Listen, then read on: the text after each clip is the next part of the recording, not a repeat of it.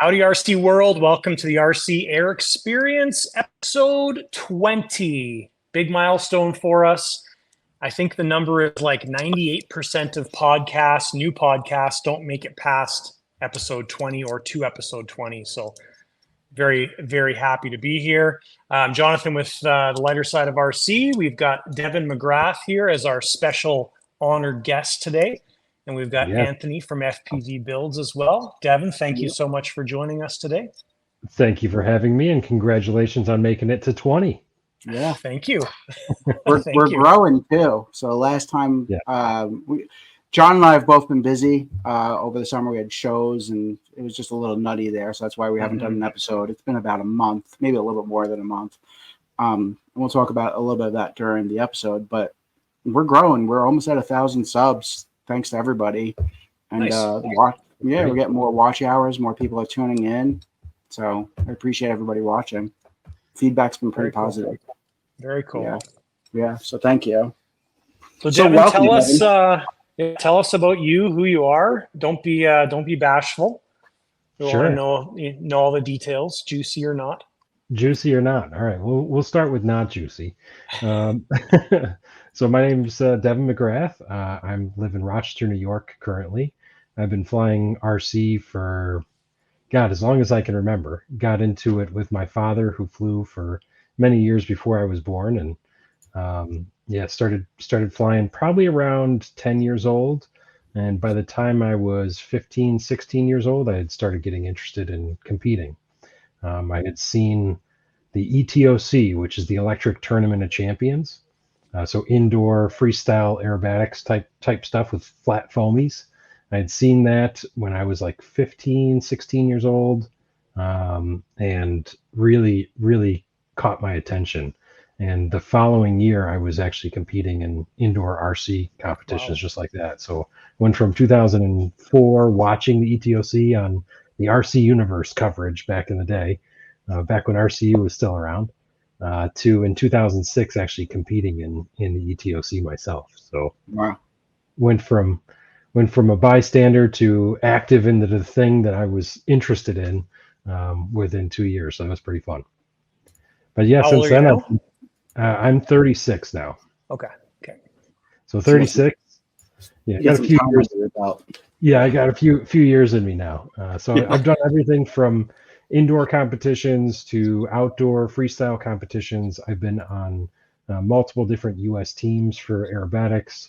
I've flown in Poland, Dubai, France, all over the place, and a lot of stuff in the U.S. as well. Most notably would probably be obviously being on the U.S. teams for F3P, as well as flying in the XFC and the TOC2 2 years ago. That was in Virginia. But lots of stuff. I fly everything from indoor airplanes to giant scale aerobatic airplanes, helicopters, F3K, gliders, float planes. It's one of the great things about this hobby is there's always something to keep you interested. So it's you get bored with one thing, you just move on to something else. Nice. Can you explain for the people who don't know what F3P is versus the other disciplines and stuff like that real quick? So F3P is indoor precision aerobatics. So originally it was just like an equivalent to F3A for outdoor. So it's indoor pattern flying, sequences that you're running through, and everybody's flying the same sequence, the same set of maneuvers, and a panel of judges are breaking it down and scoring you based on those set maneuvers. In the last few years, they've added in F3P AM, which is Aero Musical. That's now a world championship event. So there is actually world championship classes for AM Aero Musical, which is indoor airplanes again, but these are more aerobatic, like 3D, 4D airplanes with the reversing props or variable pitch propellers, and you're choreographing a routine to music. So it's a little more interesting for the spectators to watch that than the regular F3P stuff. Mm-hmm. Yeah, so you basically were a pro pilot at, I guess you can consider yourself a pro pilot, right? Like when you were traveling around, were you doing that full time or? I was not. I've never done it full time. I've never been a pro pilot. I think that is something that is extremely rare, in at least since I've been competing. So as long as I've been competing, the term pro pilot was kind of reserved for a very select few. There was definitely people that have agreements with sponsors that'll help them out traveling and things like that. But I've always carried a job or been going to school or doing something along with RC. So it's never been something that pays the bills. I think in our industry, it's a challenge too, because it's really, when it comes down to it, our hobby, our passion, our sport, whatever you want to call it, is pretty small in the grand scheme of things. I mean, compare model aviation to NASCAR. I mean, it couldn't be any different, right? So right. Yeah, and I think it was a little more common probably 15 years before I really got into it, where there were definitely pilots who were, collecting an income based on just going around and flying, doing demonstrations, competing. But it's one of those things that the hobby, everything's changed over the years, but it's become tighter. There's less margins and all this stuff. There's less ability for these companies to finance something like a team pilot to just go out and fly all the time. As cool as that would be. Right. So I'm playing a little bit. This is Devin's flight for those watching on YouTube, and it's just baffling. I would never be able to do half of what you're doing with that plane. And this is the indoor stuff. It is wild. Look, I mean, that's a TikTok, right? Is that what they call that? Yeah, that's a TikTok with an airplane. So Devin, my question to you is, when you set that up, obviously you've got reverse setup on it. I'm assuming that you're treating it sort of like a heli, where you're flying the 0 and then your plus is one direction, your negative is reversed. Is that correct? Yeah, that's correct. You don't need the same resolution that you would typically have in a helicopter. So on a heli, you're using the midpoint as your transition to positive and negative pitch.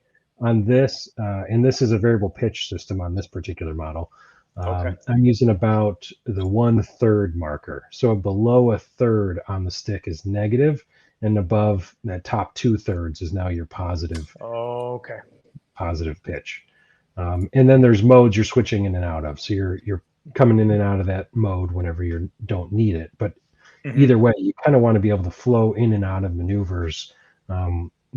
Sometimes it's not extremely easy to flip that switch at that exact time you're coming in and out. You want as much forward resolution as you can get, and that kind of minimum in reverse. And as you can see by this, there's plenty there to be able to slow the airplane down in reverse and stop it and push it. I'm like baffled right now. That's just wild. Well, this video is even better to watch when you're watching, because that's all choreographed to music. So that whole routine is all choreographed to music. I shut the music off because I didn't want it to play through and the audio. But it's nuts. So now, for the layman people, what you're basically explaining is, on the throttle stick, it's almost set up like an RC car, where the bottom half is reverse and the top half is forward, basically. Yeah, exactly. Yep. Okay. Yep. And this model is an airplane that RJ and I designed together. It's called an MX3. Oh, okay. So you had a hand in designing this? Yep. Yeah, RJ and I worked on these together, and that was something we designed together. Wow. And you do something with engineering type stuff for your day job, right? Like, not anymore. So I used to work for a company called Aurora Flight Sciences down in Virginia, where I was working on an engineering project. But my now wife and I opted to move back to Rochester, where the family is, and now I work in industrial printing. Yeah, I remember that. So how me and Devin met was at the NEAT show. And before we get into that, I just want to show another one of Devin's flights here. And this is at Oshkosh in 2024 Twilight Flight Festival. This is pretty wild too. And the video we just watched, is that from 2022? Is that what I see? It's actually older than that. I think there was a reposting of it. So it's from 2013, I believe. Oh, wow. Yeah, let me share this Oshkosh video real quick because this is pretty cool too. Yeah, so the Oshkosh event, that was this year. That was at the world's largest air show in Oshkosh, Wisconsin. They allowed some RC demonstrations to happen. So there was actually mostly it was Horizon Hobby that was sponsoring the event. It was Right. called the Twilight RC Flight Fest. So right as things are winding down and getting dark, we're out there flying some RC stuff, doing some demos for for the crowd and the spectators and whatnot, just to give them a little exposure to RC. Yeah, that's cool. Now, is that a smoke pump? That's not from the motor, right? That's a smoke pump you have going. So there's a separate smoke pump that's injecting smoke oil into the exhaust system, just like a full scale. Okay. It's actually using the same smoke oil you would use in a full scale airplane. It's very cool. So how was that received at the event by everybody, like all the full scale aviation people? Oh, it was great. It was really great. They, it's kind of a different ball game than the full scale aerobatics. And usually the first thing that people are talking to you about is, well, you can't do that in a real airplane. It's like, yeah, you pretty much can. The power to weight, the fact that you have to have a pilot in the airplane. Yeah, he'd probably pass out, right? It'd be a little difficult. I think some of the G's you're pulling there would leave you blacked out. Mm-hmm. That looks awesome, though.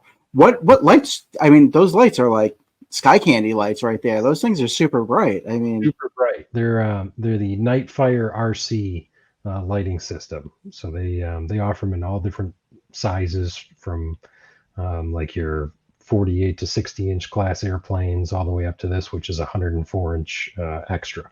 Yeah, you could tell, like, when it gets close to the ground, it's lighting up the entire ground. Like those lighting up the ground, it's lighting up the smoke. Things are bright. Those things are real bright. That's a cool event. Now that's cool. Yeah, you have to be able to watch though, because you see all the campers and everything on the backside there in the video. Yeah, right. Got a pretty narrow area to fly in, so you got a lot of room vertically and side to side.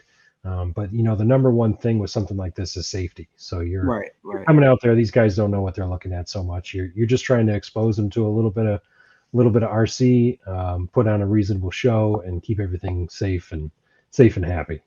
Mm-hmm. So the Oshkosh, I've heard a lot about Oshkosh. I've never been there.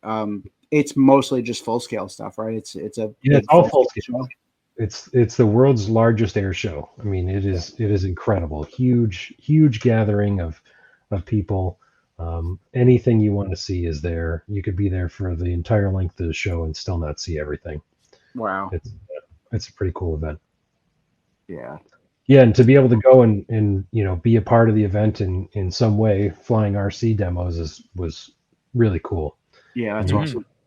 A number of years ago, I think 2015, 16, something like that, RJ Gritter and I were there at Oshkosh, where we did some indoor demos at they have what's called the Young Eagles Banquet. It's like a fundraiser for youth in aviation, in full scale aviation. And they had us a part of that.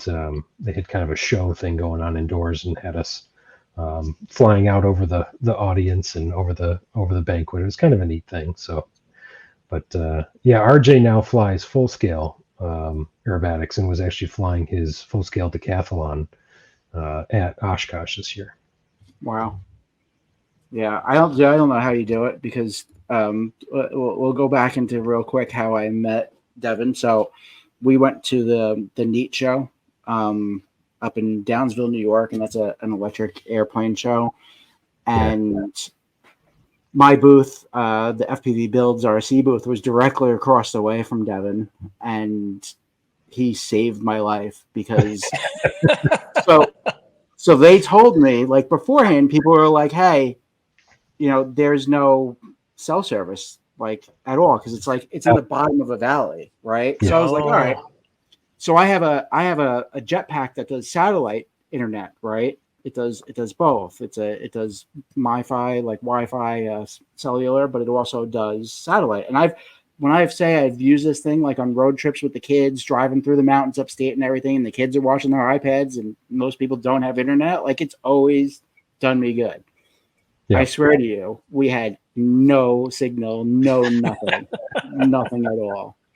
and he had Starlink, which saved my life because like half of the people that came to the booth and bought something, it's nobody really carries cash anymore. Everything's a card or a PayPal or Venmo, and it's like, oh my God, what a savior the Starlink was. Well, you're lucky because usually I treat that week as my 1 week where I'm completely disconnected from work and everything. But we had for work we had a couple of trade shows going on, so a bunch of the management staff was out of the office at these different trade shows, and I said, okay, fine, I will get a Starlink and be connected on this week. Lucky. I'm usually just out and gone for like the only time during the year, so it was you got lucky. I was like, dude, I'll buy you dinner, I'll buy you whatever you want. You saved my life. I am grateful. I was like bowing down by the end of it because usually my phone is dead on the end of day one, and I don't touch it again until I'm trying to leave. People are like, how do you have internet? I was like, I don't know, it just works. I wasn't like giving that all out. You know what I mean? They didn't want to kill this guy's internet. So I was like, it's just working. I don't know. I have an internet box. It's working. Thank God. No, but then Devin's a really nice guy too. I don't know how you fly in front of like lots of people like that because I don't typically do that. And my nickname is Crash. You could tell when I did my demo flight, I was like nervous. You're a bit nervous.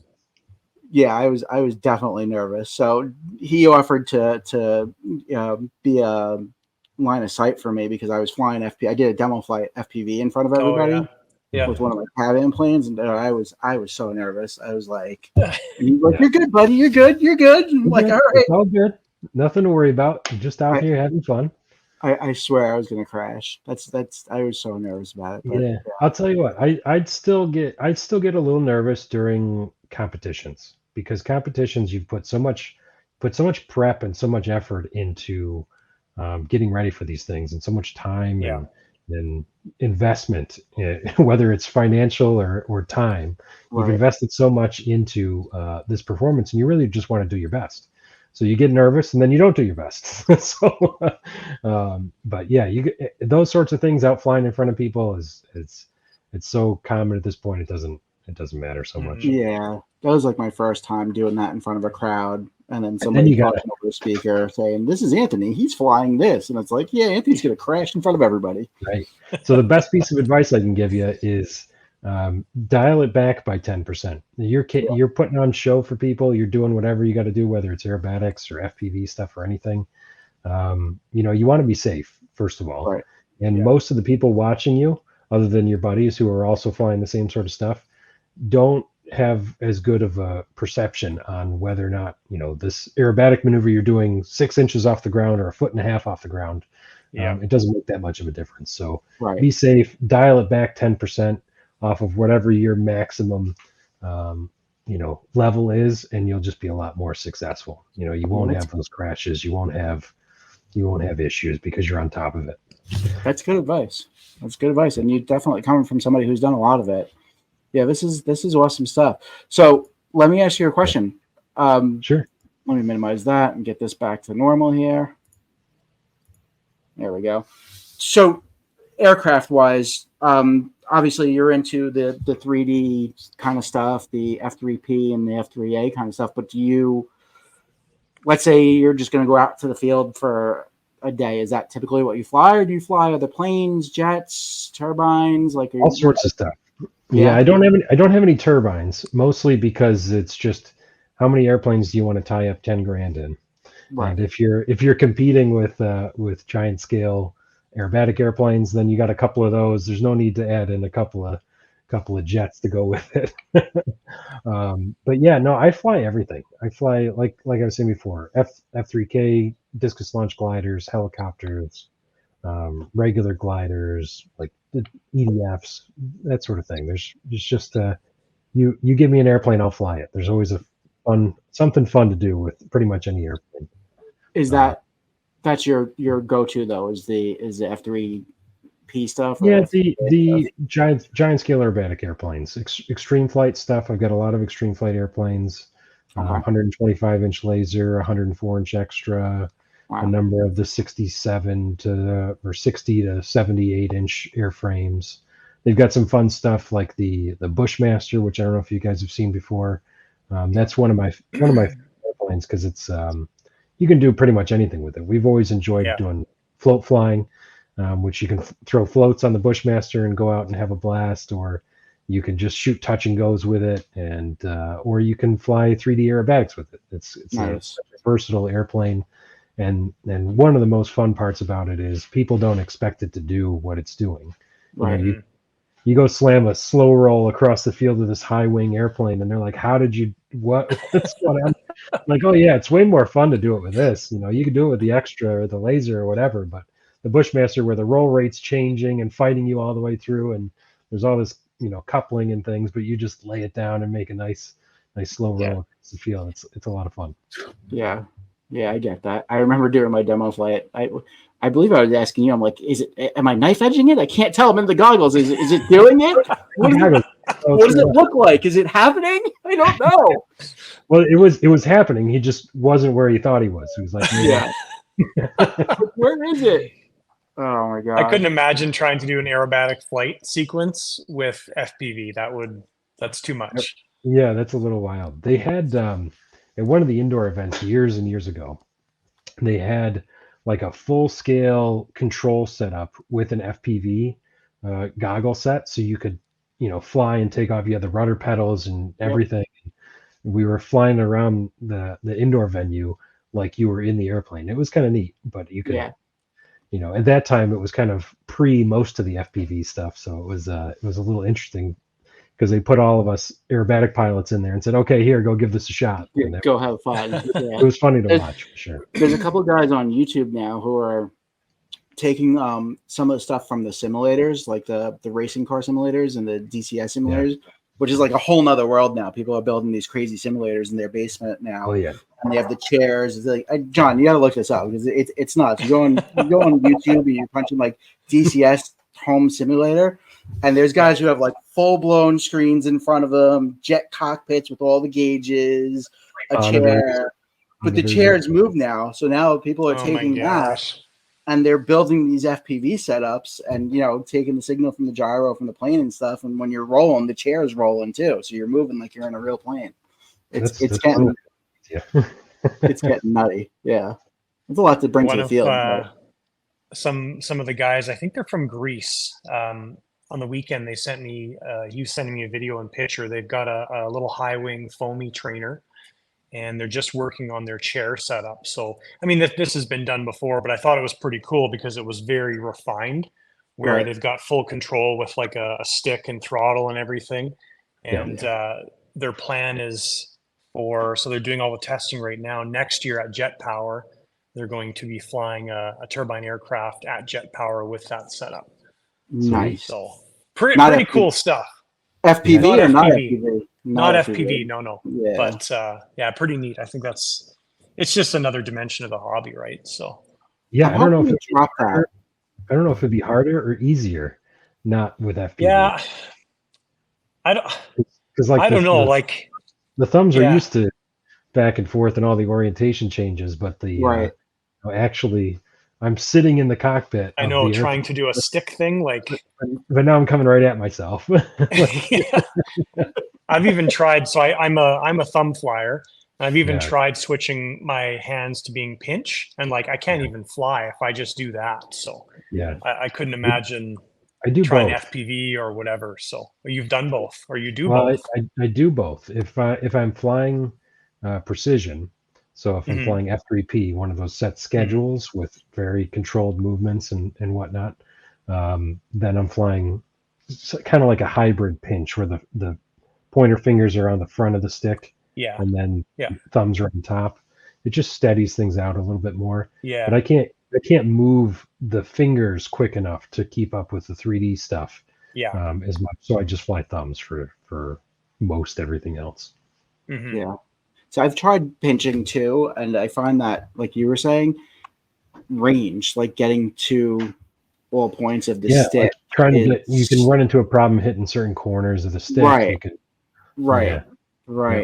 Yeah. I guess it's an acquired taste, and you gotta practice at it. Yeah. How often, are you still as involved in doing shows and competition flying, or have you kind of stepped back from that a little bit? Not as much, since my son was born 2 years ago. That's been eating up a lot of time. Extremely worthwhile, and we kind of do all this as a family now. Right. So we got a motorhome, and my wife likes coming to these things, and my son just enjoys the heck out of it. So we kind of go out and do these things as a family. But the competition side of things, the last contest I flew was in 2022, right before, actually, when we just found out that she was pregnant. We were just going to that contest, which was the TOC2. Kids change a lot. Kids change a lot of things. I will say, if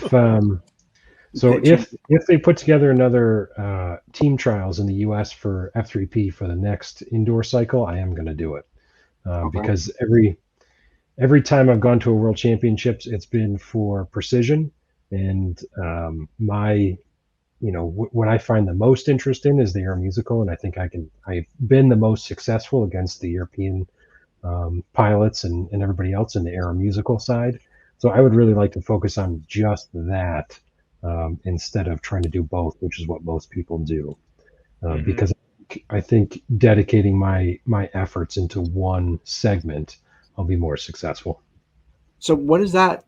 I'm very interested about that. What does that look like? So you have to build out your whole show, right? So you're at, like, how many hours are you practicing for something like that? Like hundreds. Yeah, Hundreds. right.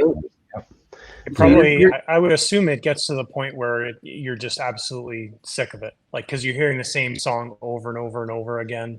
Yeah, I would say that hasn't happened for me, because usually, so you're not just running through the paces and doing the same thing every single time.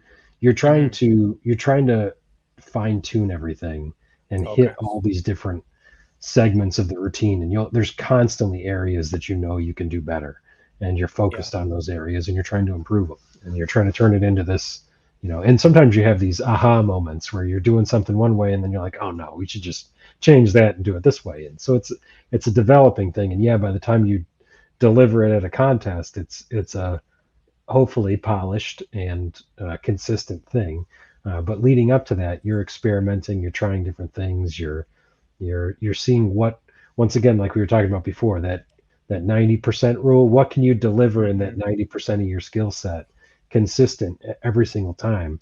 And another reason why that's so important is because, once again, you're up there at a contest, you're going to be a little bit nervous.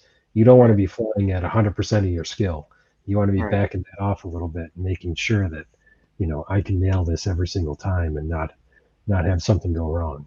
You don't want to totally screw it up. It's just crazy. I can only imagine. So are you like listening to the song and then like taking notes and like, all right, in this section here, I'm going to do this, and then you got to commit that to memory. Like it's almost like a gymnastics routine, right? Where like you can't help it after a while. So like flying air musical from 2005 to 2006 is when I started doing it till now. I can't listen to music anymore without thinking about how it fits into a freestyle routine. Like, I can't do it. It doesn't work like that. You can't. I can't just listen to a song. It's like, I should write this down. There's a note. There's a notepad on my phone of songs with timestamps, like this range to this range. I know exactly what you're talking about. I drive my wife nuts with when I first got, not first, but like after getting into drones for a little bit. John just blipped off for a second. He'll be back. He must have got a phone call or something. So I know what you're talking about. When I first started doing drones, I did a little bit of commercial stuff. I did some shots for rap videos and a commercial and stuff like that. Yeah. And now, like, it's really hard to like watch a movie or a commercial without turning to my wife and being like, "That's a drone shot. That was a drone shot." There. Like, I drive her crazy, and now she does it. She's like, "Yeah, did you see that drone shot? That was a nice drone shot." Like, it was nice. Yeah, that was a nice drone shot. It's amazing some of the videos and stuff they're able to get now. They're just nuts. Yeah, it's just everything has come just so far, and FPV, with them being able to, in the beginning, it was just GoPros, But then Red and some of those cinema cameras, they made them smaller, and they made bigger FPV drones that can carry the DSLRs and the bigger they cinema found the cameras. market. They found a new market. Why wouldn't you go in? Right. So now that just opened up a whole dimension for, being able to get these crazy shots. Right. And it's something that's really great is that it's not been automated to the point where, they're just, the Joe Schmo's telling a DJI to take off and go get this shot. No, it's some of these crazy good pilots out there who are getting these awesome shots. And a lot of them are the pro pilots, the DRL pilots. Like, the big feature films are hiring the guys who race DRL and stuff like that. Those guys, which they should be. It's so cool. It's great. I love watching the guys chase around like turbine aircraft with the drones. And oh my gosh, it's such a cool effect.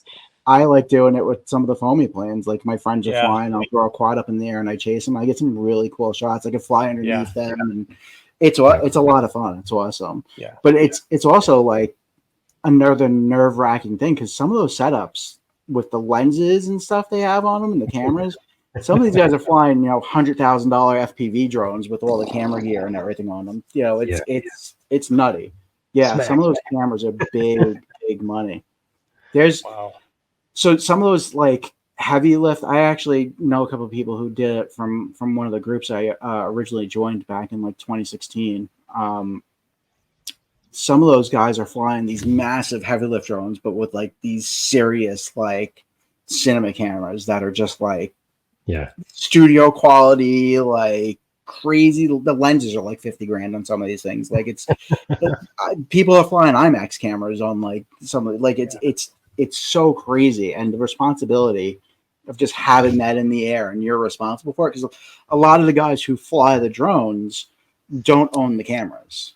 Oh, you're right. So they own the drone and the gimbal and all of that equipment, but the camera is the studios, and they're strapping that stuff to their stuff. It's crazy. That's another got a lot of money in the air with a turbine.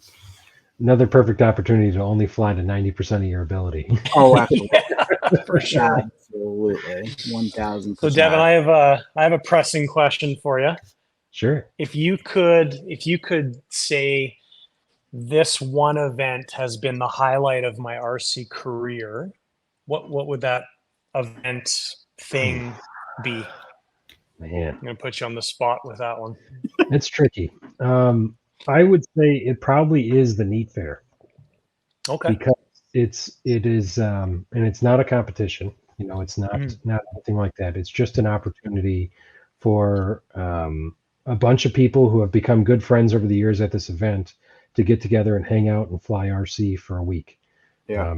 They have all these different little fun contests where they're doing like streamer cutting events, and they have this thing called the Vapor Games, where one of the nights everybody gets together. There may be a little alcohol involved, and you're flying the little Horizon Vapors through these hoops inside a tent, and it's just a lot of good people together, and it's a spot to relax. Where for a number of years, when I'm just competing, you kind of hit the end of the year. It's in September, and this transition between outdoor season of competition into indoor season of competition, it was just like a week to go check out and enjoy yourself.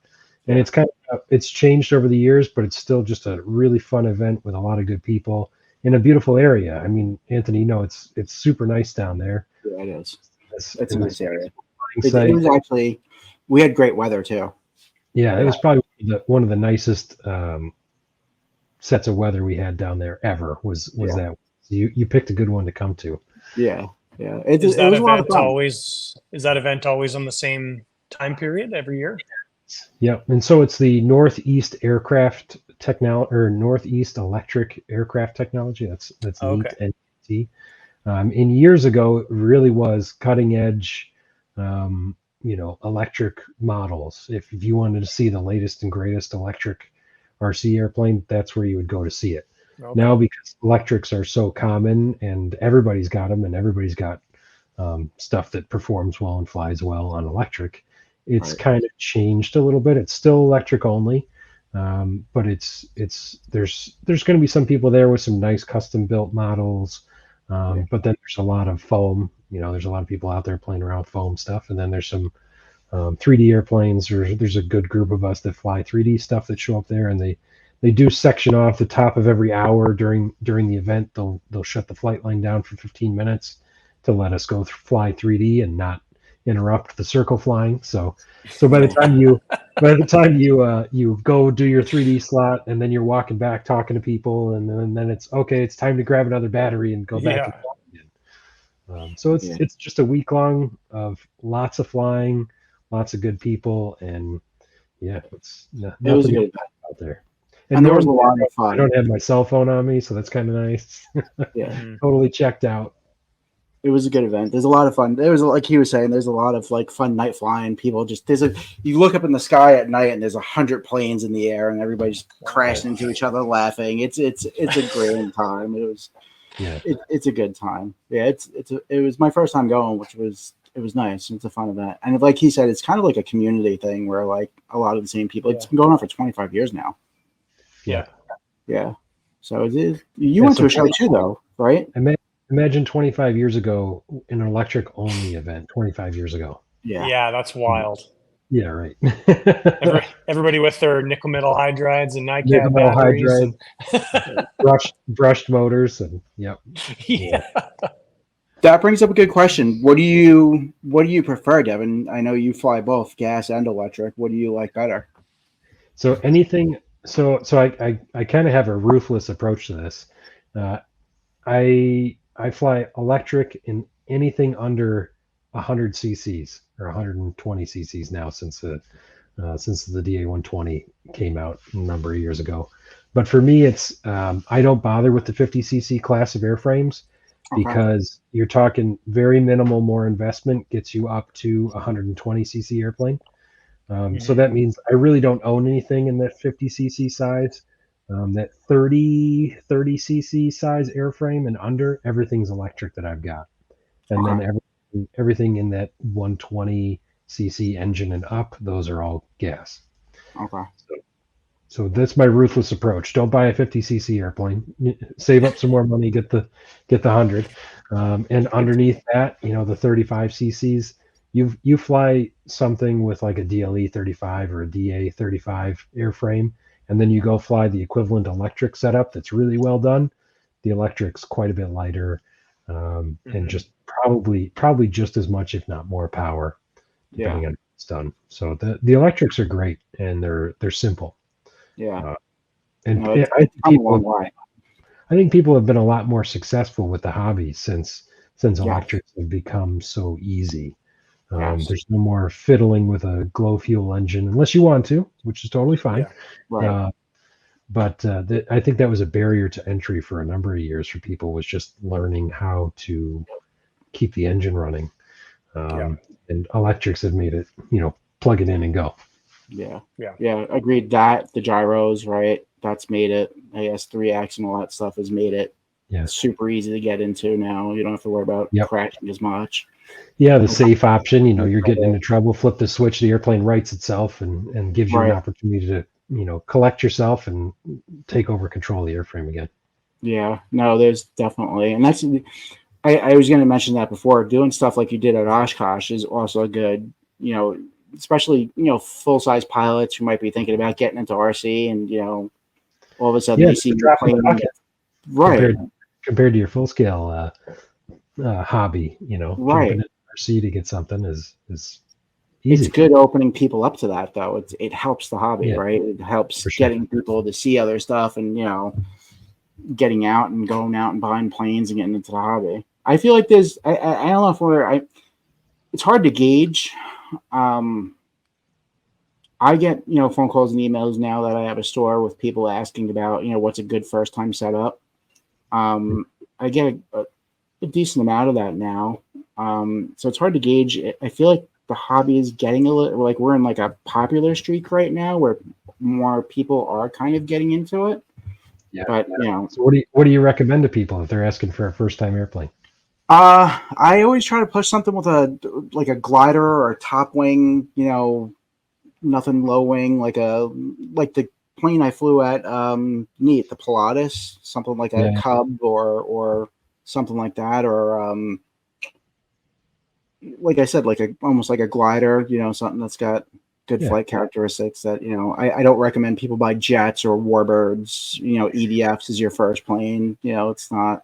Yeah, and some of them are safe. The E-Flight stuff, they make the Habu with the safe in it and everything like that, and it's a pretty beginner friendly jet, but it's still quick. It's still going to get out of the way pretty quick, and right. First time pilot, that's not what you want to be doing.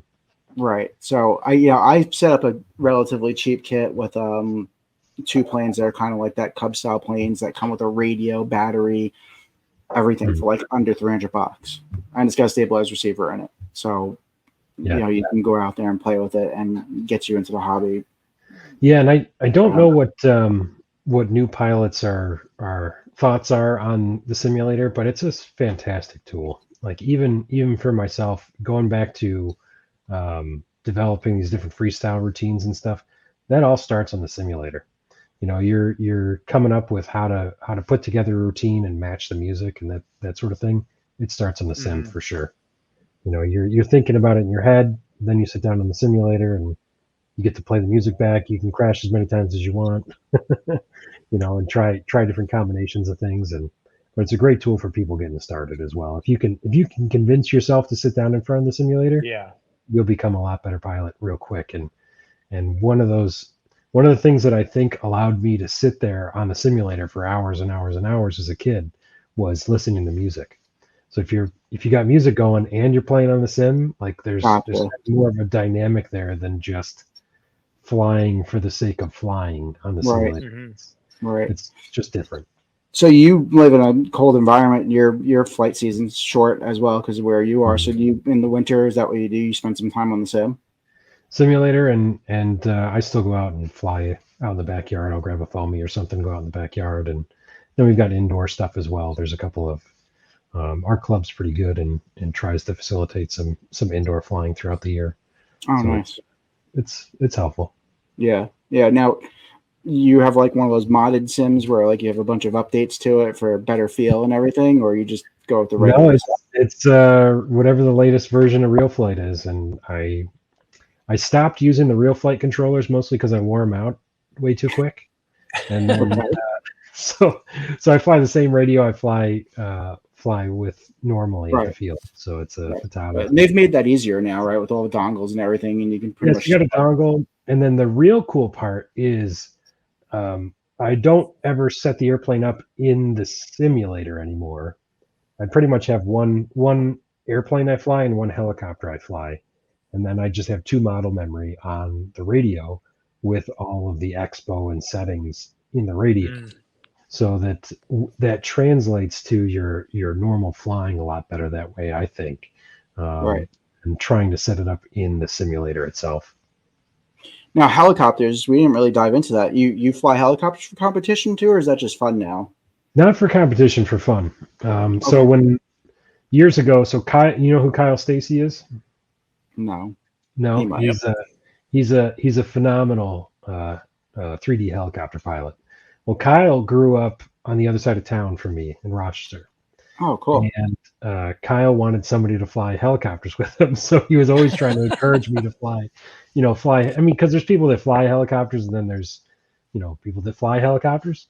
Right. So he wanted somebody to come out and actually fly helicopters with him. So we spent a lot of time flying. We would like trade an airplane for a helicopter. It kind of got me into doing it, and I just taught myself on the simulator when I was younger. And yeah, I'm an okay helicopter pilot. Not somebody who's going to go win any competitions for sure. For instance, I like pirouetting to the left better. Yeah, that's the one. Left better. And I can do a lot of cool stuff with the helicopter. I can really sell somebody who doesn't know what they're looking at that I'm a very good helicopter. But I am not. But yeah, no, it came from peer pressure, getting pressured into flying helicopters. But like I said, I like flying everything. And Kyle now lives in Virginia, but we used to spend a lot of time flying together. Those were some of the best days, is just out there at the local field with a couple of guys that you've been flying with for years, and Yeah. Just enjoying screwing around with nobody else there. No crowd, no nothing. Right. Just going out and flying. Having a good time. Agreed. Absolutely. Now, helicopters, gas or electric, same thing. You all electric. I haven't gotten big enough for, and you know what? Like even a 700 size heli, you should probably do it electric. Yeah. I've been wanting a helicopter for the longest time, and they're just so expensive. So I just haven't gotten one. Just get an get a like an M1 or an. I want like a, I don't know, 450 size. I want like a Huey or something though that I could put like an FPV setup in. Sure. Of course you do. That's my goal, and I can't bring myself to spending like the real money on getting like a nice one. I don't want like a toy one. Well, look on RC groups. The used market on RC groups is a great way to come up with stuff. Yeah, for helicopters. Yeah. I got a couple of projects in mind. I finally picked up a foam airframe that might actually be able to fit a turbine in it, so that might be coming up pretty soon. Yeah, I have the Avanti now that I might. Yeah. I'd seen a couple people with foam jets with a real turbine in it, and it just seemed really dangerous to me. It seemed like just a little dribble of Jet A over here, and oh no, there's a hole in it. I've seen a bunch of them burn down. It's pretty amazing how many people are flying the foam jets, and I've seen a few guys with like over 100 flights on one of those foam aircraft. Wow. Which in my mind is impressive. I mean, you look at like the hinging on it is just the foam, like it's a foam hinge in some cases, molded. Right? So so it's wild, but it's a good way for people to get into the turbine side of things too. So how are they doing it though? What they insulate the pipe? I have to fully like. Well, as long as you have a dual walled pipe, that the outside wall of the pipe doesn't get very hot. Should be cool, right? Because the Venturi effect on the pipe. So you'll see if you look at the end of the pipe, the hot end, the outside wall is further than the inside wall. So the inside wall is recessed. So you get it's called a Venturi effect, right? So that air coming out of the inner pipe is actually pulling air in between those two layers. So that keeps it quite cool. So it kind of like insulates it. Yeah. So as long as the turbine's running, there's air moving through it. It's not that bad. I have seen a couple of videos of people melting their foam turbines down. Like he said, a little jet fuel lands on something, all of a sudden things melting down. It's right. I mean, you have a hot start with something or somebody who doesn't know what they're doing, which of course comes with the territory of being a new turbine pilot. You have too much fuel in your engine or something and you hot start it. Your plane's toast. So literally. Yeah. Right. Yeah. Plus if I buy a turbine, I want something composite, nice. Yeah. You're going all out. You're going all out. Right. Yeah. Well, and that's it. Like with our regular standard aircraft, I mean, once it's trimmed, it's trimmed. You're never trimming it really again, right? Yeah. I can imagine with those foam aircraft, you take it up for flight number 2 and I've got to add 3 clicks of right aileron because the foam's warped or something, right? Oh, just the temperature shift will do it to you. Yeah. Sure. It's just not as accurate. So everything has its place though. They're cheaper. But even some of those, I mean, I've looked at some of those foam airframes that are made for turbines and they're not that cheap. They're $1,500. Yeah. Right. So it's like, how much more to go full composite, right? Is it another, $2,000, $2,500 for a decent, not the best airframe, but you can get a decent one for around there, right? I mean, my struggle with that is, so you're buying that airframe, it comes with servos, comes with wiring. I don't trust those servos. Right. That's my biggest thing. And I've heard a lot of complaints about that. So that's probably one of my struggles with that scenario. Yeah, I know even with like the EDF stuff, the EDF market with like Free Wing and the others, especially the early ones, the servos were just really bad. they've gotten somewhat better, but it's like a lot of these foam airplane in a box manufacturers still can't help themselves but to put subpar equipment in it. And there's a lot of good stuff out there that's cheap, and it surprises me that it hasn't come come around to the point where the bad servos are kind of gone out of these airplanes that come out of a box. But it's funny. I was just talking about this. With somebody the other day. Some of those foam airplanes are not that cheap. Like your average foam airplane now is $350, $400, and then some of them start getting a little bit more to $550, $600. And some of them for the $500 price point have plastic gear servos still in them. And it's like, dude, you can't, how much more is it to put Metal Gear servos? Like, I see Metal Gear servos online for like $12, $15. Like, how much more? What's the price difference between, you can't be that much more difference. Like, throw some Metal Gear servos in there. So, some of the planes I sell, I recommend people just spend the extra $40, swap out the servos, $50, swap out the servos, and put better servos in it. Because the last thing you want to do is spend $500 on a plane, which is a lot to some people, and then a servo, like you were saying, messes up, and then you crash your plane, and that's it. Yeah. Or like, and this kind of leads into another topic that's worth talking about is, from my standpoint, I always get the same line from people, which is, oh, I'm not that good of a pilot. I don't need good servos, or I don't need this or that or the other thing. And then you take that same person, you hand them the transmitter for your airplane, and they're like, oh my God, this flies so good. What's going on here? I'm like, well, it's not put together with garbage, and it's making you a better pilot. Right. So like, yes, I could fly a worse airplane really well, usually. But this just makes everything easier, and it's going to make you a better pilot if you go through these steps. And maybe you don't have to go quite as far as I went on XYZ, but if you just step up from doing this way to this way, maybe that is putting a little better servo in, or just a better setup, lighter setup, something. You're going to be a lot more successful as the average pilot with a little bit better equipment.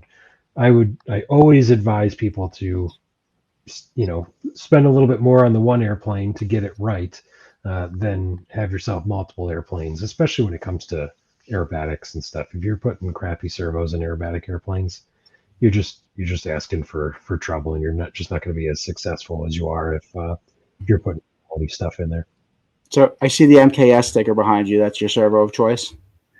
So since Futaba has kind of reduced its scope of servo availability, I've been playing with some other options out there, and MKS has been doing really great. I've got them in a few different airframes now, and super happy with them. Yeah, that's what you like too, right, John? You like the MKS servos? Yeah, it's what we sell the most of. It's what right now almost 100% of our aircraft that we are building for people are getting installed with. So yeah. And they've got a really big range of servos too. Yeah. So like if you're trying to find something specific for an odd airframe, check out MKS. You're probably going to find what you're looking for. Yeah. Yeah, it's helpful too, right? Not to pick on servos anymore, but just going back to what you're talking about with handing somebody the radio or whatever. I've said this to a few people. I've never landed my aircraft and said to somebody, boy, I sure wish that I put lower quality servos in this aircraft just to save some money. Boy, I sure wish I got an engine that runs worse than this one. Yeah. I'm sure none of your clients have ever said that either, right, John? Give me the cheaper servos. Only after you crash it, you wish you put cheaper servos in it. Yeah. Right. Yeah. Right. John, so real quick, we're almost at an hour here. You went to a show too recently, right? You were in Germany? Yeah, we went to September 11th. We flew to Germany. You flew on September 11th as well? I refuse to fly on September 11th. I can't do it. I just can't. Whatever. Can't bring myself. The security's going to be pretty good that day. Long story short, I was actually there. I was in the EMS back in the day when I was a young buck. Oh yeah. And I just can't do it. So Steve from FR-Sky, when he came to NEAT, he flew on the 11th. We actually picked him up. I was actually afraid to drive over the bridges and into the city on 11, let alone fly on an airplane. He flew right into New York City, didn't he? What did he fly into? He flew into New York City, and I had to pick him up at the airport. Right. And I'm like, so I made him. Well, we couldn't even because I had the trailer, they wouldn't even let us go near the airport. You can't pull into the airport with a trailer like that. Really like weird. Yeah, well, especially on September 11th, they're not going to let you pull into a trailer, an airport with a trailer. Yeah.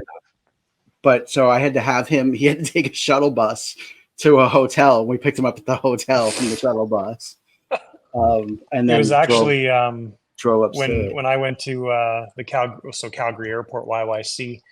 My flight was in the evening, and afternoon evening when I got there, like I went through security, I went through everything in 5 minutes. It was the quickest ever. I think it was September 11th. It was a Wednesday, right? It was amazing. So yeah, we flew to Germany. We were there till the Monday, and I went to Jet Power. It was absolute highlight. I've never been, so first time there, and it was amazing. What a cool event. It's more of a trade show, right? Like it's not our events that we have here in North America where you're going to an event and you're flying or other people are flying, and it's more about the flying stuff for there. It's all about the manufacturers and suppliers and just making a lot of contacts with people. And it was tons of fun. It was, I got to see some of my heroes, and lots of people came up to me and were like, "Oh my gosh, it's so cool to meet you." So it was kind of a double thing. It was really neat. That's pretty cool.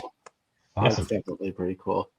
Yeah. Did you see? I know Rami was there. Tyler was there with the big Globemaster, the C-17, right? Were they there with that? No, they didn't have that there. Rami was there. Martin Pickering was there. So we got one picture with the three of us just as they were coming off the flight line. And then me and Martin on the last day, on the Sunday, we finally crossed paths. It's so weird because it's not that big of an event. Like there's, I don't know, 5,000 people there or something like that.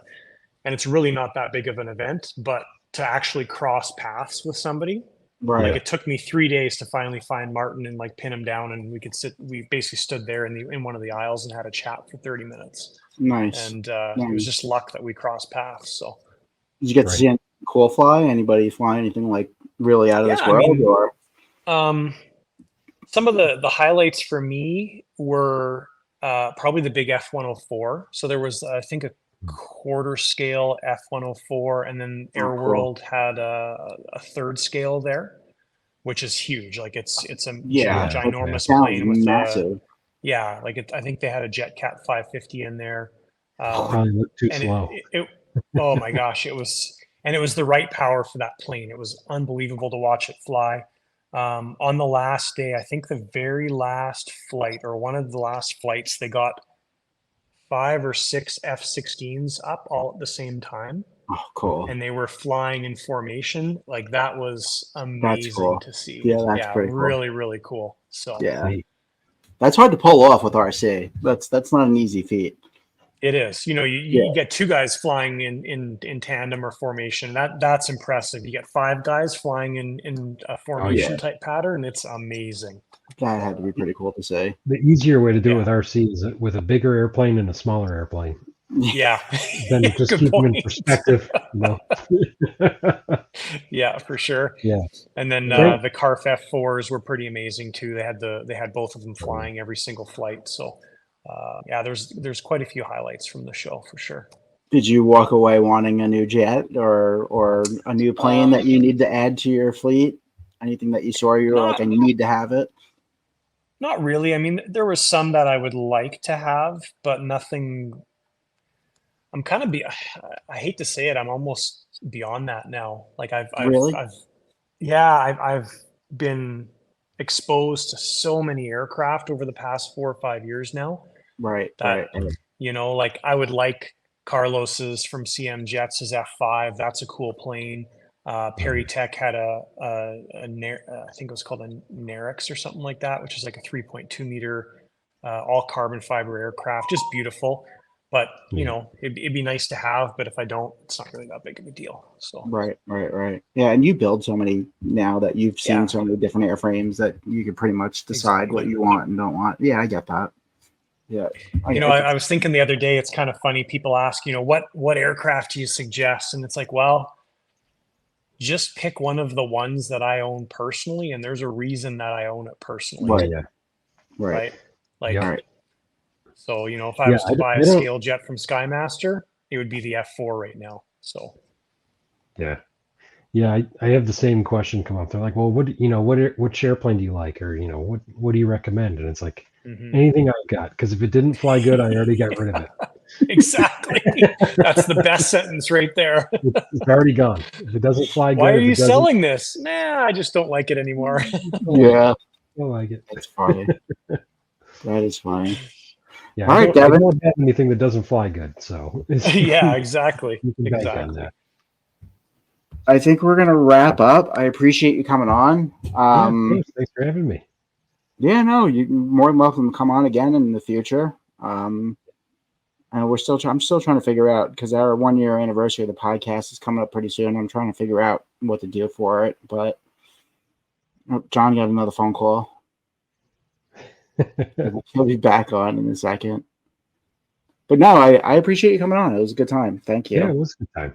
Yeah, absolutely. It's always fun to get together with some people and talk about RC. So absolutely. And maybe we'll touch base after you do a little competing this year. Yeah. Let me bring him back. Maybe we'll touch base at the end of next summer after you do some competing. Maybe this time next year after NEAT, we'll touch base. Yeah. Well, I do have another kiddo on the way, so we'll see. I know. I saw that. Congratulations. When does he do? Or she? We're not sure what it is yet. He or she is due in May. Oh, awesome. Congrats. Yeah, early May. I'm sure I'll talk to you before then, but yeah, I'm sure. Maybe we'll do that next year after NEAT, after you do some competitions, we'll have you back on the show. Sounds good. Awesome. You good, John? Nice to meet you, Devin. Thank you so much. Yeah, thanks for coming on. It was a pleasure chatting with you, and it's always nice to meet somebody new in the industry. So thank you. Yeah, same to you, John. It was great talking with you guys. Yep. Stay tuned, everybody. Thanks, we're going to get some more guests on. Thanks. All right. Bye, guys. Take care.